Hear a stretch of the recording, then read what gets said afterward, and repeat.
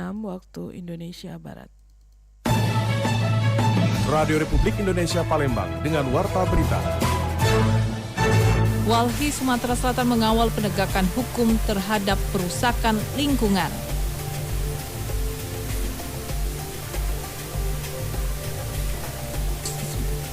Realisasi pendapatan asli daerah Palembang tembus 97%. Pendengar, itulah diantaranya beberapa informasi yang kami hadirkan pagi ini, edisi Jumat 13 Desember 2024 yang dihimpun tim redaksi Radio Republik Indonesia Palembang. Saya Tata Edins, kita mulai dengan informasi yang pertama.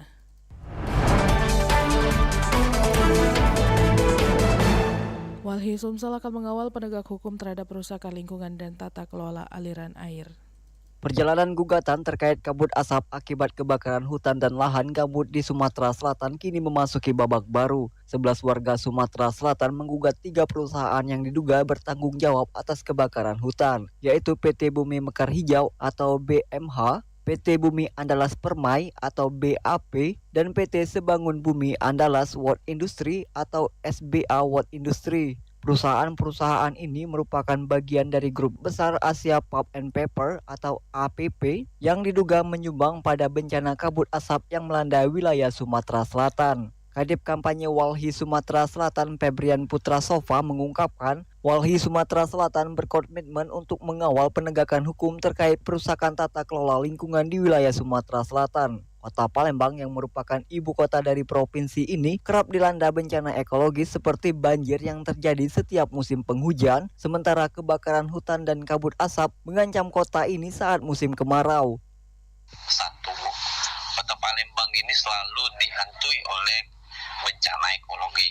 Salah satunya ketika musim hujan maka dia akan terkena bencana ekologis banjir. Dan ketika musim kemarau atau panas maka akan terpapar bencana ekologis kabut asap. Nah, itu yang menjadi musim ataupun yang menjadi menghantui kota Palembang. Karena kenapa? Karena tata kelola lingkungan itu di kota Palembang ini sudah diambang kritis. Ditambahkan Febrian, keadaan ini disebabkan oleh tata kelola lingkungan yang sudah berada dalam kondisi kritis yang membutuhkan perhatian serius dari pihak terkait. Febrian berharap masyarakat semakin sadar akan pentingnya pengelolaan lingkungan yang baik dan perlunya penegakan hukum yang tegas terhadap perusahaan yang merusak alam. Dengan pengawasan yang ketat, Walhi berharap dapat menciptakan perubahan yang lebih baik bagi lingkungan hidup di Sumatera Selatan. Dari Palembang, Sumatera Selatan, Muhammad Irfan terus mengudara untuk Indonesia. Sementara itu, Balai Pengendalian Perubahan Iklim dan Kebakaran Hutan dan Lahan BPPIKHL wilayah Sumatera mencatat luasan kebakaran hutan dan lahan karhutla di Sumatera Selatan selama periode Januari hingga September 2024 lebih dari 9.600 hektar. Kepala BPPIKHL wilayah Sumatera Ferdian Kristanto di Palembang mengatakan, karhutla terbanyak terjadi di lahan mineral yang luasnya lebih dari 6.000 hektar. Sisanya terjadi di lahan gambut seluas lebih dari 3.000 hektar. Sementara wilayah yang paling luas terbakar adalah Kabupaten Banyuasin mencapai 3.500 hektar.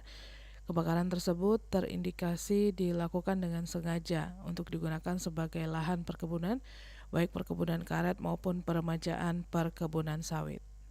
Kalau dilihat dari ketika kita ground check sama dari patroli udara itu, kejadian kebakaran yang sudah jadi fire spot itu kondisinya kalau kita indikasikan itu dibuka untuk perkebunan.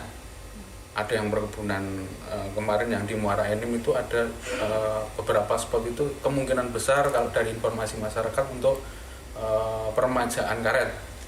Kemudian ada beberapa spot juga untuk sawit, itu yang kami temukan. Ferdian menambahkan luasan lahan yang mengalami kebakaran pada tahun 2024 lebih tinggi dibandingkan tahun sebelumnya. Bahkan pada September 2024 luasan lahan yang terbakar lebih dari 6.700 hektar karena dipengaruhi musim kemarau yang lebih kering dari tahun-tahun sebelumnya. Selanjutnya seperti apa pendengar tanggapan masyarakat? Berikut kita simak komentar masyarakat. Saya Hikmah, warga Palembang. menurut saya harus gencar dilakukan pencegahan dan edukasi. Selain penindakan, saya juga berharap pemerintah memperkuat program pencegahan seperti edukasi bagi petani dan masyarakat lokal tentang dampak buruknya karhutlah serta cara membuka lahan tanpa membakar. Warga masyarakat meminta untuk Bapak Polisi agar bisa menangkap pembakar lahan yang membuat aktivitas dan kabut asap hingga banyak yang sakit, yang sekolah pun tersandat ke sekolahnya, banyaklah yang mengganggu aktivitas. Menyikapi masalah HAM lingkungan yang tentunya sangat kuat berkaitan dengan penegakan hukum, kita simak wawancara singkat reporter RRI bersama Kepala Global Kampanye Hutan Greenpeace Indonesia, Kiki Taufik. Baik, Bung Kiki selaku Kepala Kampanye Global Indonesia, menyikapi masalah Greenpeace Indonesia, Bang, sorry izin. Menyikapi masalah lingkungan tentu sekali ini sangat perlu perhatian banyak orang. Tentunya bagaimana penegakan hukum, bagaimana upaya dari kerasnya hukum agar tidak adanya pelanggaran-pelanggaran terhadap lingkungan, khususnya hutan mungkin, Bang. Nah, kalau dari kacamata kita seperti apa, Bang, menyikapi sampai sejauh ini perlindungan kita terhadap hutan dan juga mungkin lingkungan dan juga bagaimana penegakan hukumnya, Bang? Oke. Ya, ini memang menjadi concern buat kami dan buat kita semua tentunya karena sampai saat ini perlindungan dari sisi hukum ya untuk lingkungan di Indonesia itu pada kenyataannya tidak terlalu menggembirakan. Okay. Beberapa kasus-kasus lingkungan justru malah masyarakat atau victim ya korban akibat adanya bencana atau bukan bencana lah, akibat adanya kerusakan lingkungan yang dilakukan oleh pihak-pihak tertentu terutama perusahaan justru dalam posisi kalah gitu ya. Baik itu melawan negara maupun melawan perusahaan. Nah, yang jadi perhatian juga adalah penegakan hukum terhadap para pelanggar lingkungan, baik itu para pembakar hutan, pembuka hutan secara ilegal, sampai saat ini menunjukkan bahwa di Indonesia penegakan hukumnya sangat lemah. Banyak sekali kasus-kasus lingkungan yang tidak dihukum jerak ya, tidak dihukum maksimal sehingga ada efek jerak. Sama sekali banyak sekali kasus seperti itu. Salah satu yang paling cukup berimbas ya, impact-nya besar adalah terkait dengan kasus-kasus kebakaran hutan. Karena berdasarkan, bahkan ini adalah pernyataan dari Ketua Badan Penanggulangan Bencana ya, BNPB nasional, bahwa 99% kebakaran hutan dan lahan di Indonesia itu akibat manusia.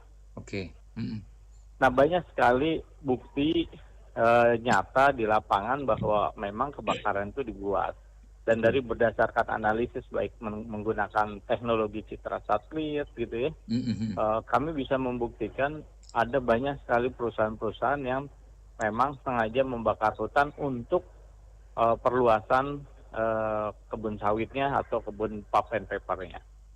Nah, itu menunjukkan memang ada kesengajaan. Tapi sayangnya penegakan hukum di Indonesia, misalnya beberapa perusahaan yang nyata-nyata di dalam kawasannya ada kebakaran hutan, yang menurut undang-undang di Undang-Undang Kehutanan seharusnya dihukum, bentuknya bisa dicabut konsesinya, bisa membayar denda dan lain sebagainya. Pada kenyataannya sedikit sekali yang mendapatkan sanksi yang berat dan keras. Nah, itulah kondisi bagaimana penegakan hukum terhadap para pelanggar perusak lingkungan di Indonesia. Bang Kiki, kalau kita melihat secara geografis, Sumatera Selatan atau mungkin Sumatera bisa dikatakan dan juga Kalimantan, ini dua wilayah yang sangat memiliki geografis mirip lah, bisa dikatakan seperti itu, dari hutan, dari hasil tambang. Nah, acap kali sering kita menemui masalah seperti kabut asap ini timbul karena memang 99% aktivitas masyarakat seperti yang Bang Kiki katakan tadi. Namun di sisi lain juga ada kerusakan-kerusakan lain seperti akibat tambang dan sebagainya. Nah, kalau Bang Kiki melihat berbicara mengenai masalah penegakan hukum, sejauh ini yang sudah kita temui penegakan hukum yang berat seperti apa, Bang, yang sudah sesuai dengan ketentuan bahwasanya itu memberikan efek jera nih, Bang?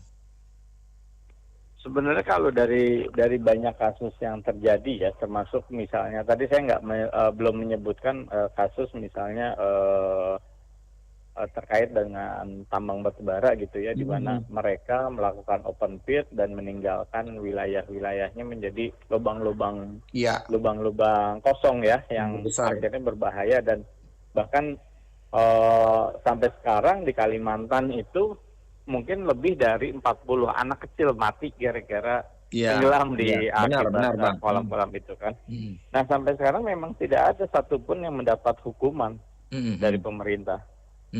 Justru malah sangat sulit memberikan contoh mana perusahaan yang mendapatkan sanksi yang cukup bisa dibilang memiliki efek jera ya. Ada satu mungkin di Aceh ya, yang Kali Alam itu, tapi pun juga itu tidak membuat mereka jera gitu. Karena memang pertama ada banyak faktor ya. Faktor yang pertama memang peraturan, apalagi sekarang dengan diterbitkannya Undang-Undang Omnibus Law ya tahun 2019. Ada beberapa pasal yang seharusnya dapat membantu penegakan hukum untuk menghukum lebih keras dan lebih tegas terhadap pelanggar perusak hutan dan alam. Tapi dengan Undang-Undang Omnibus Law itu ada beberapa pasal yang kemudian malah menjadi lebih ringan. Dan itu menjadikan pelaku perusak hutan dan alam Indonesia menjadi jauh lebih bebas sekarang. Gitu. Apalagi kalau misalnya itu pelaku perusahaan hutannya itu atas nama proyek strategis nasional. Salah satu contohnya misalnya food estate di Kalimantan Tengah. Bang Gigi, kalau berbicara mengenai masalah hukum ini seringkali kita tidak bisa tutup mata nih, Bang. Pemilik tambang dan juga mungkin pihak perusahaan nih acap kali memang berkaitan erat atau mungkin dimiliki oleh oknum, tanda kutip ini oknum pejabat sendiri atau pemerintah daerah. Nah, seringkali ini menjadi sangat sulit untuk penegakan hukumnya, untuk mendesak agar bagaimana lingkungan tersebut dapat terjamin. Dan seringkali memang kalau di Sumatera Selatan memang banyak sekali keluhan-keluhan dari masyarakat. Namun di satu sisi tak bisa ditutup mata, banyak sekali perusahaan tersebut berkaitan atau terafiliasi dengan oknum-oknum pemerintah daerah. Mungkin terakhir saja, Bang, ini bagaimana upaya kita, bagaimana langkah-langkah kita agar memang ini menjadi perhatian serius adanya ikatan-ikatan dari oknum pejabat atau pemerintah daerah nih, Bang? Ya, sebenarnya beberapa waktu terakhir kami dan juga teman-teman di gerakan sipil ya mencoba mengungkap dengan menggunakan metodologinya expose person dengan SNA ya, Social Analysis Network. Sebenarnya bahkan menjelang Pilpres kemarin itu ada beberapa kali kita dikeluarkan sama kita dan teman-teman juga. Misalnya bagaimana hubungan antara calon presiden tertentu dengan bisnis tambang, bisnis kelapa sawit, dan itu terjadi juga untuk di para pejabat daerah. Nah, pengungkapan itu sudah dilakukan, sudah dimulai gitu ya. Itu yang mungkin harus lebih banyak lagi dan dalam bentuk narasi yang lebih mudah dicerna masyarakat supaya masyarakat lebih aware bagaimana kelindahan antara di oligarki itu, baik oligarki di nasional maupun level di daerah, itu berbahaya buat kita. Saat ini boleh dibilang sebenarnya negara kita ini dalam kondisi ruang publiknya semakin tersudutkan, sementara kelindahan antara penguasa, pengusaha, dan penegak hukum itu semakin kuat. Posisi masyarakat sipil, posisi masyarakat sekarang itu justru malah terpojok. Nah, satu-satunya cara adalah bagaimana kita tetap berjuang bersama, mengungkapkan itu ke ruang publik yang saat ini masih ada dan mulai terbatas, dan lebih sering menyuarakan dan bersuara lebih kencang lagi. Oke. Gitu. Pilihannya cuma itu. Kita nggak bisa lagi sementara ruang semakin sempit, mereka semakin kuat. Pilihannya kita harus lebih kompak dan lebih sering menyuarakan ini. Mudah-mudahan dengan siaran-siaran dari RRI, dari televisi-televisi lokal, dari media-media lokal, sosial media lokal, itu bisa bisa menginfluence lah ya, bisa mempengaruhi masyarakat. Bagaimana masyarakat kemudian harus mulai bergerak, terutama anak-anak muda. Berarti ada peran aktif masyarakat untuk melaporkan apabila menemukan pelanggaran seperti ini, Bang Kiki ya? Betul, betul. Even misalnya hasilnya berbeda, tapi itu dilaporkan, tercatat, dan kita punya catatan bahwa bagaimana pelanggaran hukum itu dilakukan. Oke, Bang Kiki Taufik selaku Kepala Global Kampanye Hutan Greenpeace Indonesia, terima kasih sudah bergabung sama RRI. Kita akan mengupas lebih panjang lagi dan juga kita akan membuka bagi penelpon yang ingin bergabung nanti di pukul 8 Bang ya, dalam dialog kita bersama RRI di Pro 1 RRI Palembang. Terima kasih Bang Kiki sudah bergabung bersama RRI. Assalamualaikum, sukses selalu dan sehat selalu.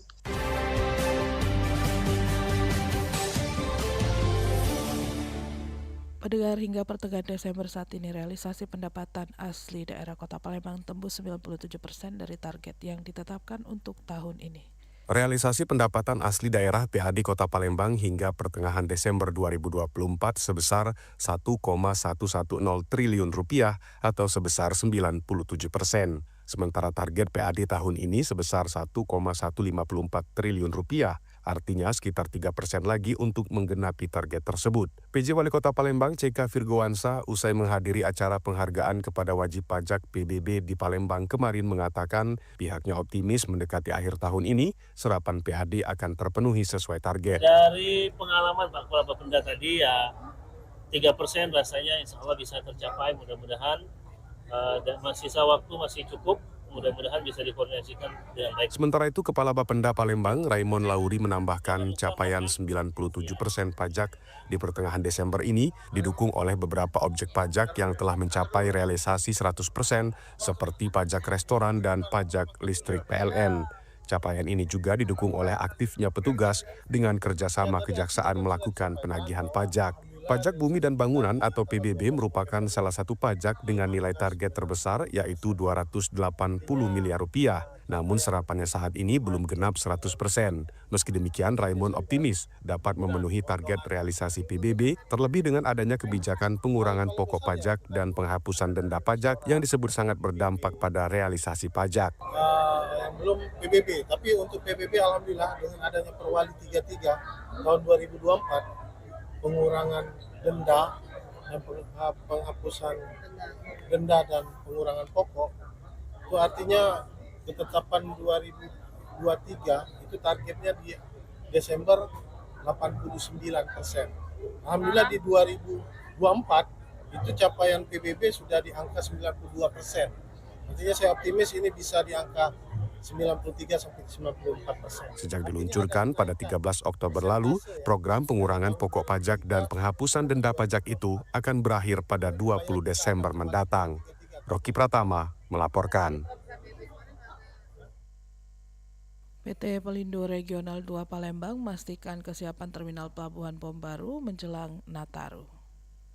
Menjelang libur Natal tahun 2024 dan Tahun Baru tahun 2025, PT Pelindo Regional 2 Palembang memastikan kesiapan terminal pelabuhan Bom Baru. Perusahaan memprediksi peningkatan jumlah penumpang hingga 10% selama Nataru. Manajer komersial Pelindo Regional 2 Palembang, Darmawi, mengatakan untuk mengantisipasi lonjakan penumpang, pihaknya akan menambah hari operasional kapal pada H-7 dan H+7 Nataru. Selama periode tersebut, kapal akan diberangkatkan setiap hari. Di hari biasa, terminal tersebut beroperasi 3 kali seminggu dengan 1 kapal ekspres menuju Bangka mengangkut sekitar 230 penumpang per hari. Kapal ada 1 yang kebetulan pada saat ini jadwalnya masih jadwal biasa 3 kali per minggu, tapi biasanya mendekati Nataru dia akan ada tiap hari. Biasanya seminggu sebelum Nataru atau sesudah setelah Nataru itu biasanya ada jadwal kapal sampai saat ini, tapi kami belum mendapatkan jadwal kampanye.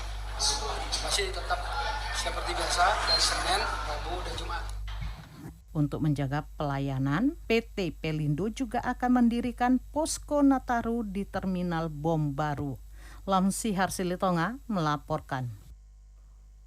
Pendengar, TKD Sumsel menerima DIPA tahun 2025. Kepala daerah kabupaten kota di Sumatera Selatan termasuk kepala instansi vertikal lainnya diharapkan kreatif meningkatkan kemandirian fiskal di tahun 2025. Meskipun alokasi APBN melalui transfer ke daerah TKD Sumatera Selatan meningkat 1,7 triliun rupiah di tahun 2025, namun catatan Kemendagri, porsi TKD dengan porsi pendapatan asli daerah PAD Sumatera Selatan masih berimbang. PJ Gubernur Sumatera Selatan Ellen Setiadi Kamis 12 Desember pada saat penyerahan daftar isian pelaksana belanja DIPA dan buku alokasi transfer ke daerah TKD di Sumatera Selatan mengatakan TKD Sumatera Selatan yang diterima melalui penyerahan daftar isian pelaksana belanja DIPA 2025 mencapai 49,51 triliun. Alokasi tersebut terdiri dari DIPA Satuan Kerja Kementerian Lembaga sebesar 15,88 triliun dan TKD sebesar 33,62 triliun. Ellen mengingatkan meskipun meningkat namun kepala daerah harus bersiap menghadapi tantangan global yang dapat mempengaruhi APBN sehingga berdampak pada alokasi TKD ke Sumatera Selatan. Kemandirian fiskal ditegaskan Ellen harus segera dilakukan karena dengan meningkatkan PAD, ketergantungan dengan situasi global dan perekonomian nasional tidak akan banyak berpengaruh. Ellen juga menegaskan pemerintah daerah juga harus merencanakan beberapa hal strategis astacita, di antaranya ketahanan pangan, ketahanan energi, dan hilirisasi. Ellen berharap pemerintah provinsi, kabupaten, kota juga dapat meningkatkan perekonomian daerah di angka 8% di tahun 2028.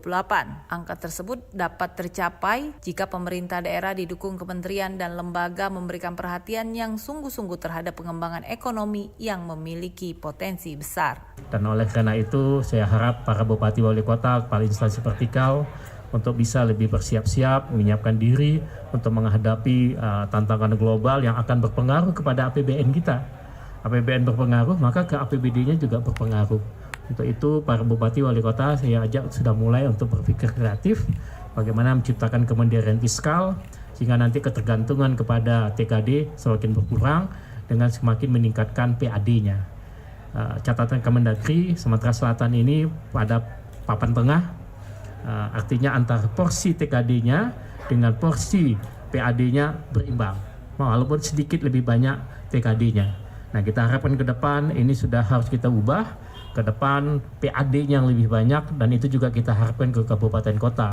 Alokasi TKD tahun 2025 di Sumatera Selatan terdiri dari dana bagi hasil DBH sebesar 11,12 triliun, dana alokasi umum sebesar 14,1 triliun, dana alokasi khusus fisik sebesar 927,04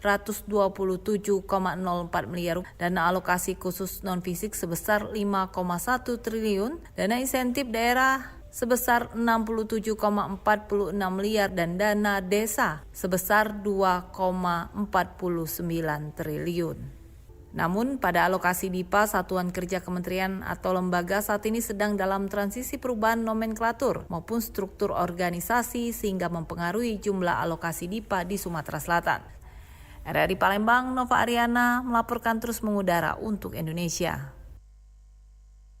Pendengar, sebelum akhiri informasi pagi ini kita simak cek fakta berikut ini.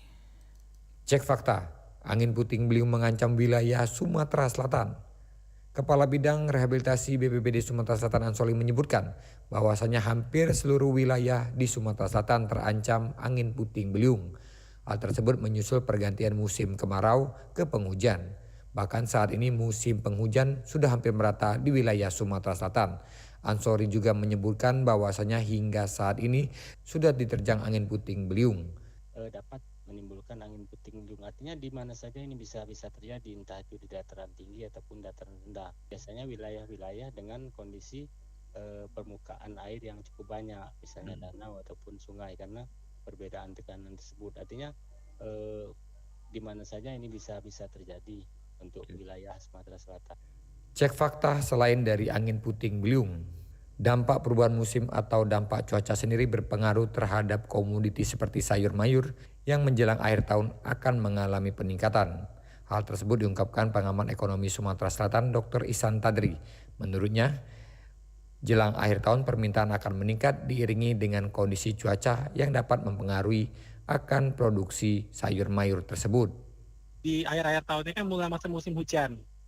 Sehingga beberapa komoditas itu ya agak terbatas. Nah, ini perlu diantisipasi mumpung sekarang masih terkendali. Ya. Mudah-mudahan nanti pemerintah bisa ketemu solusi yang terbaik lah supaya tidak terjadi inflasi yang tinggi gitu. Oke, Bang Ihsan, cek fakta, iwak tempalo dapat mengatasi masalah demam berdarah atau DBD. Dikatakan Ikatan Dokter Indonesia Dr. Zulkar Ali, pemerintah Kota Palembang sempat menggunakan iwak tempalo dalam mengatasi masalah demam berdarah.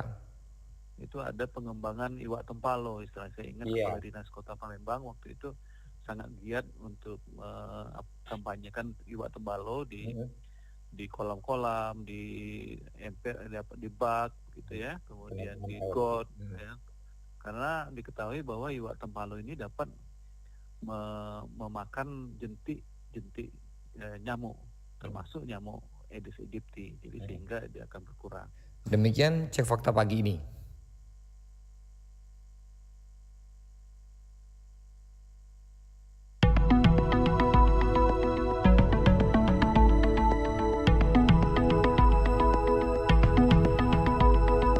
Sekian warta berita produksi Radio Republik Indonesia Palembang. Sebelum berpisah kami sampaikan kembali topik berita aktual pagi ini, diantaranya Walhi Sumsel akan mengawal penegak hukum terhadap perusakan lingkungan dan tata kelola aliran air. Hingga pertengahan Desember saat ini realisasi pendapatan asli daerah Kota Palembang tembus 97% dari target yang ditetapkan untuk tahun ini. Mewakili kerabat kerja bertugas, saya Tata Edin, selamat pagi.